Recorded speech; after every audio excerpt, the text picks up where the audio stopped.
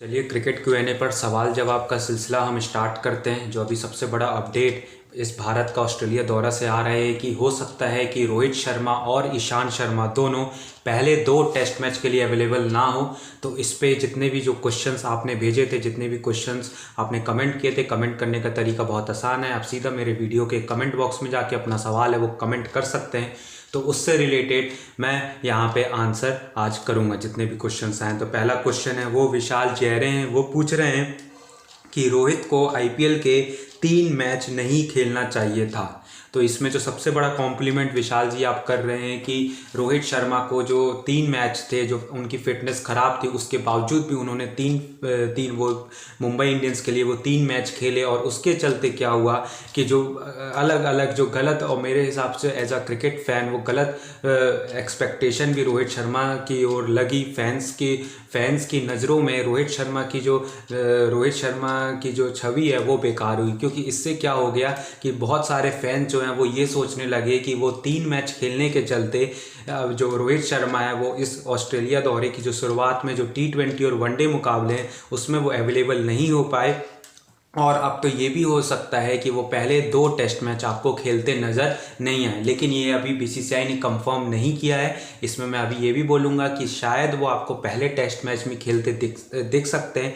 लेकिन जो आप कह रहे हैं कि वो 3 मैच नहीं खेलने चाहिए थे, तो इससे मैं भी अपनी राय जो है इस पर मैं इससे सहमति रखता हूँ कि हाँ, उनको वो 3 मैच नहीं खेलने चाहिए थे। अगर वो 3 मैच वो नहीं खेलते तो शायद आज वो भारत के लिए T20 और वनडे टीम में अपनी जगह बना लेते। और उनके होने से ही, जो एक बड़े प्लेयर के होने से ही जो एक टीम का माहौल है वो एक अलग होता है, टीम का कॉन्फिडेंस अलग लेवल पर होता है। और वहाँ पे इंडिया की टीम के लिए ये सीरीज़ जो T20 और वनडे सीरीज़ है वो थोड़ी सी और आसान होती है। लेकिन जब वो है नहीं तो ये अब देखना होगा कि कौन से जो दूसरे प्लेयर्स हैं वो यहाँ पे परफॉर्म करते हैं।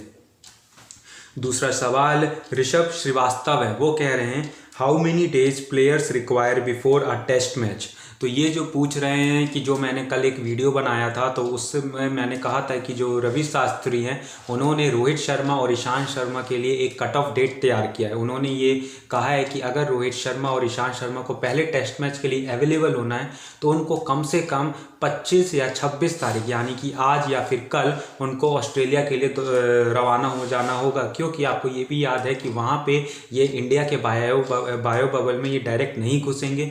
वहाँ पे उनको 14 दिन का दोनों खिलाड़ियों को क्वारंटाइन करना होगा। और उसके बाद ही जो 11 तारीख से सिडनी में दूसरा डे नाइट प्रैक्टिस मैच है वहाँ पे वो उपलब्ध हो सकते हैं। तो इसलिए रवि शास्त्री ने, जो मैंने ये कल ही इन्फॉर्मेशन दे दी थी कि रवि शास्त्री ने कहा है कि अगर रोहित शर्मा और ईशांत शर्मा को अवेलेबल होना है पहले टेस्ट मैच के लिए तो उनको कम से कम 26 तारीख तक उनको ऑस्ट्रेलिया रवाना होगा।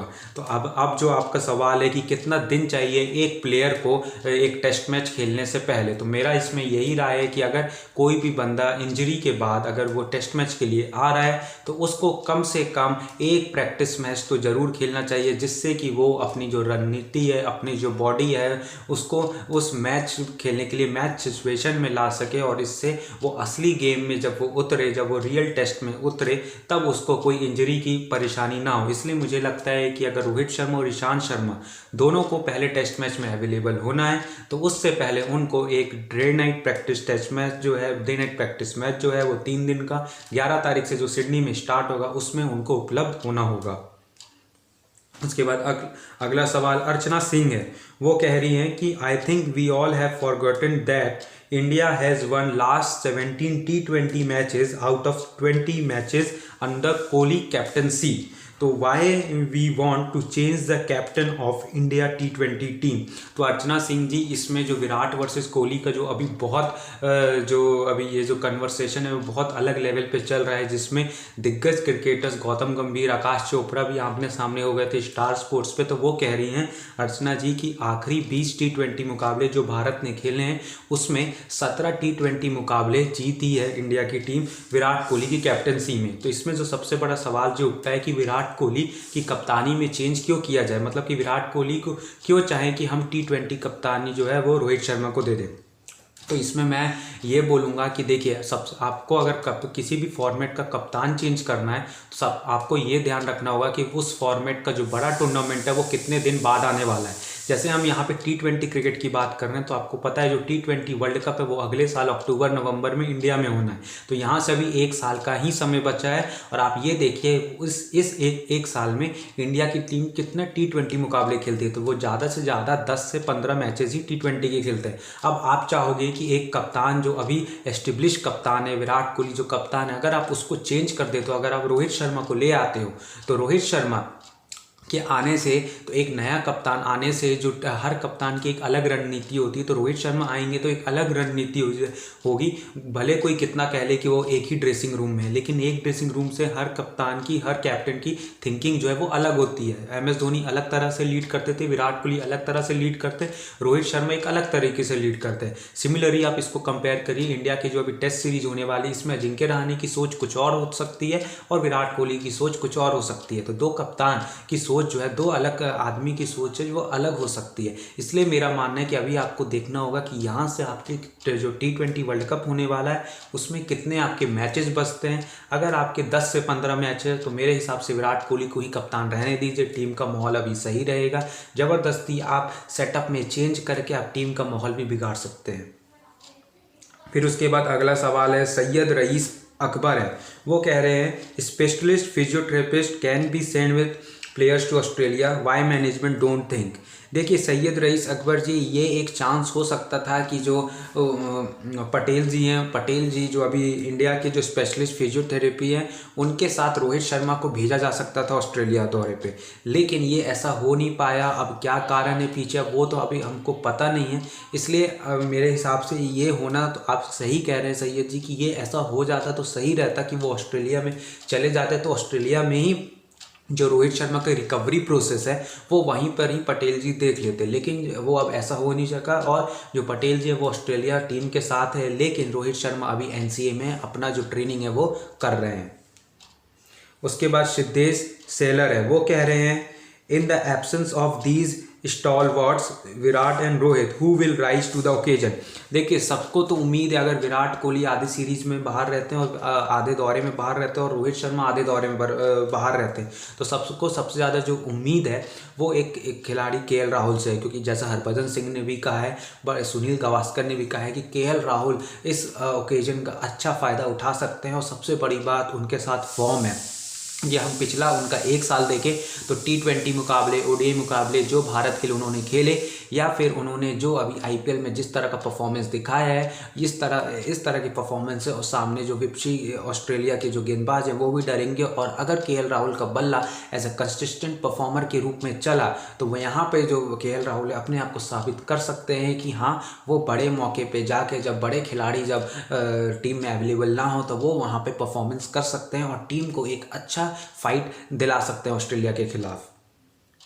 उसके बाद सूजन है, वो कह रहे हैं there is a lot of pressure on Pujara in the absence of Rohit and Virat, he should be the horse for team India to lead the batting lineup. मैं आपकी बात से सूजन जी बिल्कुल सहमति यहाँ पे रखूँगा, क्योंकि अगर आप इंडिया की टेस्ट बैटिंग लाइनअप देखो और उसमें से आप विराट कोहली जो एडिलेड टेस्ट मैच के बाद नहीं खेलेंगे, तो उसके बाद अगर आप देखोगे एक्सपीरियंस के हिसाब से, तो एक्सपीरियंस वहाँ पे 2 ही खिलाड़ियों के पास दिखती है, वो है चेतेश्वर पुजारा और अजिंक्य रहाणे। लेकिन यहाँ पे अजिंक्य रहाणे का जो परफॉर्मेंस पिछले जो 2-3 सालों से जिस तरह से नीचे गिरा हुआ है, मैं नहीं मानूंगा कि अजिंक्य रहाणे पे टीम उतना ज़्यादा भरोसा अभी से, या फिर कोई क्रिकेट फैन अभी से उतना भरोसा करेगा अजिंक्य रहाणे पे। लेकिन हाँ, जो चेतेश्वर पुजारा ने जिस तरह की इनिंग्स पिछले साल ऑस्ट्रेलिया में जाके ऑस्ट्रेलिया टेस्ट सीरीज में वो खेली थी, उससे टेस्ट सीरीज में कम से कम तो पुजारा से बहुत उम्मीद रहेगी टीम इंडिया को।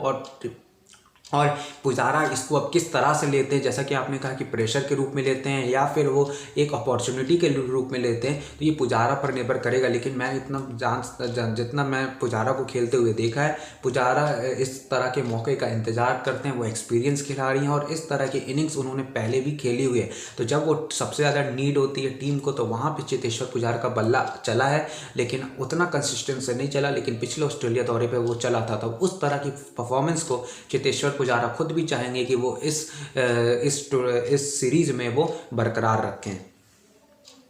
उसके बाद आरुषि घाई हैं, वो कह रहे हैं कि टेस्ट का वाइस कैप्टन कौन होगा विराट कोहली के जाने के बाद। तो आरुषि गाय जी, पहले तो मैं बता दूं कि टेस्ट का जो कैप्टन है मेलबर्न, सिडनी और गावा, ये तीनों में आपके अजिंक्य रहाणे होंगे। अब बचती है बात कि वाइस कैप्टन की, तो वाइस कैप्टन कौन होगा, जो सबसे बड़ा सवाल है। अगर रोहित शर्मा उपलब्ध होते हैं वहाँ पे, अगर रोहित शर्मा पहला टेस्ट मैच खेलते हैं या फिर दूसरे से भी उपलब्ध हो जाते हैं, तो रोहित शर्मा ही वाइस कैप्टन होंगे इस टीम के। अगर रोहित शर्मा उपलब्ध नहीं होते हैं तो वहाँ पे मुझे लगता है कि 3 प्लेयर्स हैं जिनके पास टीम देख सकती है as a vice captain. Ajinkya Rahane captain अगर होते हैं तो वहाँ पे 3 प्लेयर आपको दिखते हैं। एक है आपके चेतेश्वर पुजारा, दूसरे हैं KL राहुल और तीसरे हैं जसप्रीत बुमराह। तब यहाँ पे जो टीम को देखना होगा कि वो किस अगर भगवान न करे कि अजिंक्य रहाणे को कुछ इंजरी हो जाए, अजिंक्य रहाणे ही तीनों टेस्ट मैच जो आखिरी के 3 टेस्ट मैच वो लीड करे, अगर वो अवेलेबल नहीं होते हैं, तब मुझे लगता है कि टीम जो है वो चेतेश्वर पुजारा के पास जा सकती है एज अ कैप्टन। तो ऐसा तो ऐसा हो ना भगवान करे। लेकिन आपने पूछा कि वाइस कैप्टन कौन होगा, तो मुझे जहाँ तक लगता है अगर रोहित शर्मा अवेलेबल होंगे तो रोहित शर्मा टेस्ट मैचेस के वाइस कैप्टन होंगे, क्योंकि उनके परफॉर्मेंस के आधार पे उनको रखा जाएगा। अगर वो अवेलेबल नहीं होते तब मुझे लगता है कि चेतेश्वर पुजारा यहाँ पे चेतेश्वर पुजारा एक अच्छा ऑप्शन हो सकते हैं। तो यही कुछ सवाल थे जो आपने भेजे थे पिछले वीडियो के कमेंट बॉक्स में, तो मैंने उन सभी सवालों को यहाँ पे ले लिया है। जल्दी से और भी सवाल हैं इस भारत के ऑस्ट्रेलिया दौरे पे, आप सवाल जल्द से जल्द भेजिए। सवाल भेजने का तरीका बहुत आसान है, जल्दी से कमेंट करिए अपना सवाल, मैं वहाँ से आपका सवाल उठा के यहाँ पे आंसर करते रहता हूँ। जल्दी से क्रिकेट Q&A को सब्सक्राइब करिए, साथ ही बेल आइकन को भी दबाइए, अपने दोस्तों में ये वीडियो शेयर करिए और ये वीडियो को लाइक करिए और दोस्तों से भी ये वीडियो को और ये चैनल को सब्सक्राइब कराइए।